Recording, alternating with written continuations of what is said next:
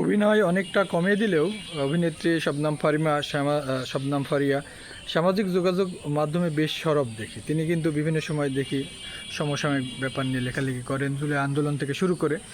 ইতিমধ্যে ঢাকার মিরপুরে একটা পাহাড়ি যারা অধিবাসী তাদের পরিচালিত একটি রেস্টুরেন্ট, সেখানে হামলা হয়েছে, মব তৈরি করা হয়েছে এবং রেস্টুরেন্ট ভাঙা হয়েছে। এ ব্যাপারে তিনি ফেসবুকে লিখেছেন। তিনি বলছেন, এসব বরাবরই অন্য ধর্মের মানুষ কি খাবে, এনে কেন এগুলো হচ্ছে, এদের কি কাজ নেই, এদের আসলে এদেরকে অধিকার দিল? যারা বেশি বাড়াবাড়ি করে, যারা জুলুম করে, তাদের পরিণতি কি হয়েছে আপনারা সবাই জানেন। এবং এটা আওয়ামী লীগকে উদ্দেশ্য করে বলা হয়েছে, আওয়ামী লীগের উদ্দেশ্য করে এজন্য বলছেন, কারণ জুলাই আন্দোলনে কিন্তু এই শবনম ফারিয়া আওয়ামী লীগকে নিয়ে অনেক কথা তিনি লেখালেখি করেছিলেন।